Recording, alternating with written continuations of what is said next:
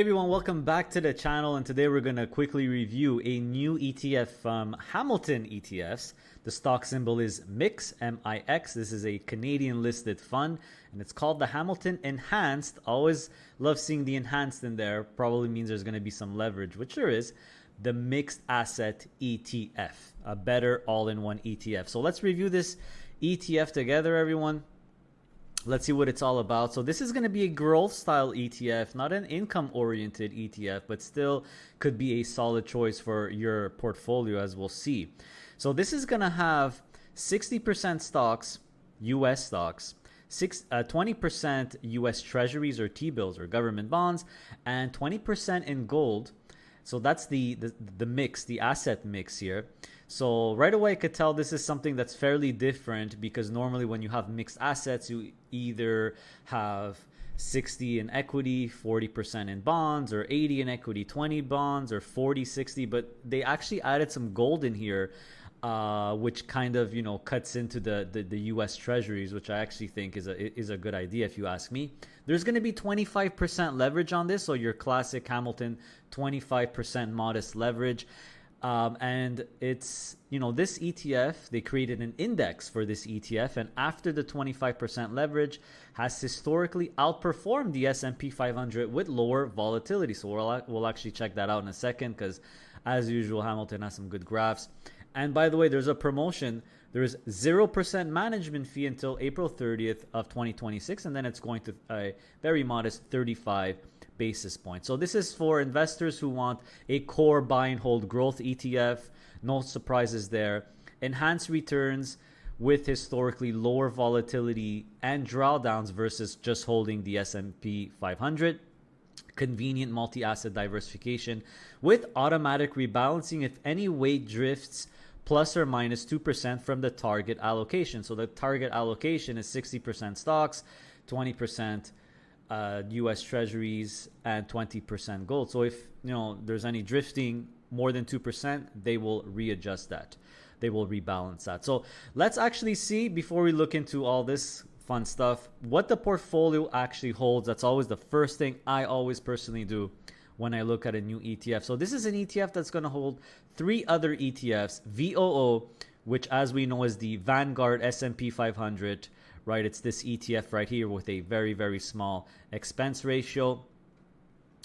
VGLT is going to be where they get their long-term bonds. This is another Vanguard, very low fee Vanguard long-term treasury ETF. So this has, like it says right here, long-term US government bonds. And then you have ZGLD, which is literally just physical gold. It's gold bullion ETF from BMO, also a fairly low MER of 0.23%. So that combination is obviously going to make up, and you know, if you do the totals, it's 125%, not 100, and because there's that 25% leverage, like it says in this footnote right here. So this ETF just came out, guys, April 25th. Again, it's the stock symbol is MIX on the Canadian stock market. Automatic rebalancing if any weight goes plus or minus 2%, and there's a 0% management fee until next year in April, and then it's gonna go, like it says here, back to 0.35% or 35 basis points. So 0% fee until April 30th of 2026. So as usual, Hamilton has, you know, some great articles and some great research. They're over here. I highly recommend you check them out. But let's just look at a few of them together. So a modern core holding. And if we look here, I always like this one. Hopefully my face is not blocking here. This actually, they basically simulated or created an index which MIX follows. So they're kind of simulating if MIX or this ETF existed for the last 20 years. This is the total returns of the Mixed Asset Index, the Mixed Asset Index with 25% leverage versus the S&P 500 since sometime in 2004. So this is about, you know, about 20 years of data here. And you could clearly see that just the mixed asset alone is pretty much on par with the S&P 500. The S&P 500 on average, as per this graph, and I'm sure it's right, has returned just a little over 10% a year. in the last 20 years. That definitely seems right to me. But we see that the mixed asset index, which is mixed without the leverage, is right there with it at 10% a year. But with that 25% leverage, you see the boost, right? So this is the huge big advantage of adding a modest amount of leverage to good quality assets that go up over time. Obviously, there'll be a nice little performance boost over time, most likely, right? So if you go down, so obviously that marks the good performance. They're trying to showcase the potential performance of mix and how it would have done in the last 20 years. But this shows really that it has lower volatility as well. Though not only is the performance pretty good, but the volatility is lower as well.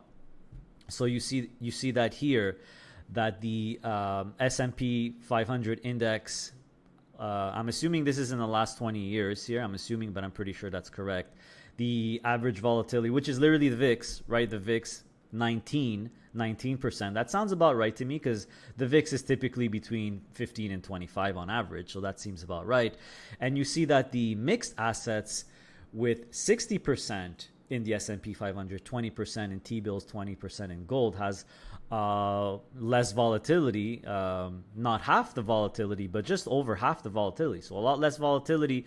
And here's the interesting part. Even if you add 25% leverage to it, you'll have less volatility overall than the S&P 500 on average, right? So they're going for basically an all-in-one solution, multi-asset solution that has T-bills and gold, mostly still stocks, via the S&P 500. But they're adding that leverage.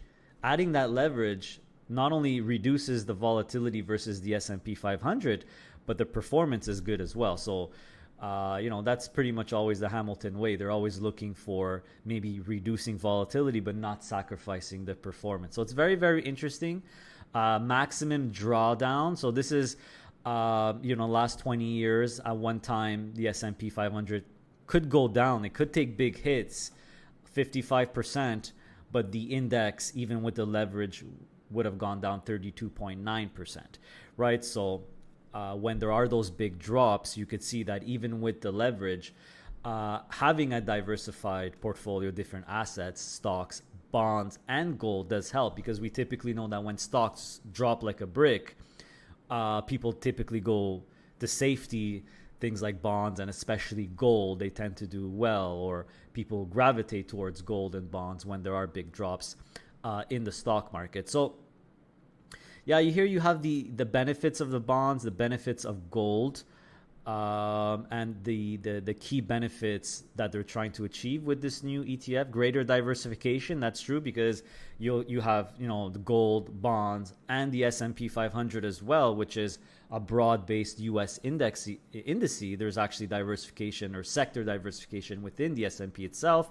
Enhanced risk-adjusted returns, right? The low correlation between equities, bonds, equities, bond, and gold helps to optimize portfolio performance. Inflation protection, that's the gold, right? Lower drawdowns and a strong core holding. There's another article, is mix worth its weight in gold? So if you look at this is where I really got to give it to Hamilton for doing all this research. They're looking at the top 10 equity drawdowns in the last 50 plus years. So the last 50 plus years, what are the worst moments where the S&P 500 dropped really, really badly? And you see Black Monday, the Trump tariffs, the global financial crisis, et cetera, et cetera. Obviously, the global financial crisis of 2008. Well, it was October 2007, but typically they say 2008. You see that's where the S&P dropped, but you see gold and treasuries did not. They went up, and then they're doing the comparison of the S&P, T-bills, gold, and the allocation or sector mix that mix uses, right? 60% stocks, 20% T-bills, and 20% gold. And you see that the drawdowns are much less severe. So for example, if you take an example of the worst time of the S&P 500 in 2008, where it went down 55%, well, mix would have went down if it existed, or that 60-20-20 would have went down less than half as much. So you see that the drawdowns on average, you see they even did the average here, the average drawdown is much, much less severe. It's pretty much close to half, right? So this is just for in case you're someone who really is not comfortable going 100% stocks and they're worried that the market could have really big, they don't have a strong stomach as someone who could support 100% stocks. This is what they're showing here, that this 60-20-20 mix really mitigates some of that equity drawdown, especially when it's very, very pronounced. And again, the performance in the last 20 years here, they're simulating the performance outperforming the S&P 500 with that mix. And even without the leverage, it's right there with the S&P, but with the leverage, obviously over time, it's going to give you a boost here, which is fantastic. And you could check it out. I mean, they go into all the major drawdowns for the last little while, and they're literally, comparing the S&P 500 drawdown versus treasuries versus gold versus the 60-20-20. So you could check it out for yourself. Really, really amazing information here. So there it is, guys. My opinion, if I would give you an opinion on this, I know this is not an income-oriented fund, but this could be a good core growth position that could complement your income positions. What I personally really like about it is that 25% leverage. That's what really makes this one unique, in my opinion. So yes, you're getting some bonds and some gold, which typically over the really long period of time underperform the S&P 500 or equities, but adding that 25% leverage really could pretty much, as you could see from this chart, there's a good chance, or there is a chance over time it outperforms. So of course, leverage is your friend if you're putting it on something that's good and good quality over time. And remember that this is not you borrowing the money. This is Hamilton ETFs borrowing the money for you, basically. It's only 25%. It's very, very modest. So you don't have to worry about things like margin calls or anything like that as if you're borrowing the money. Also, Hamilton ETFs, big institution, they get better borrowing rates than me and you can as well, right? So this is a very interesting ETF. To me, it's, it could compare to one of those sector allocation ETFs where it's like 60 stocks, 40% bonds. Another great thing about this is that they added gold in here. A lot of people want that gold, but there's a lot of these asset allocation ETFs that they don't have the gold. And this is a pretty significant piece of it, 20% bonds, 20% gold. I really like that. I, personally, if I would have to choose an asset allocation ETF, I would rather have a bit less treasuries and a little bit in gold as well. But I like the fact that 60%, the majority, is still in the S&P 500 as well. So yeah, just a nice core buy and hold growth ETF that you could put in any account that's going to have quarterly distributions. It's not really income oriented, but it still have some quarterly distributions because the S&P 500 does have a small yield, and VGLT, which makes up about 20% of the portfolio, or 25% with the leverage, does have a small yield as well there because there is income, but automatic rebalancing as well. So this is really a buy and hold position for any account, growth position to weather all kinds of scenarios. Mixed assets as well. So a nice little all-in-one solution. So let me know if you have any questions about this one. What do you think about this ETF? Is there anything or any questions that you had? One small thing I forgot to mention, it is hedged to the Canadian dollar. You see that the USD exposure is fully hedged. So it's hedged in the Canadian dollar. And don't forget this, although it holds 2 US listed ETFs and 1 Canadian listed ETF, Mix itself is a Canadian listed ETF. So you could buy and sell it in Canadian dollars, and it's fully hedged to the Canadian dollar. So if you have any questions, let me know in the comment section below. If there's many questions, maybe I'll get someone from Hamilton to come on and do a Q&A on this one, but it's pretty straightforward.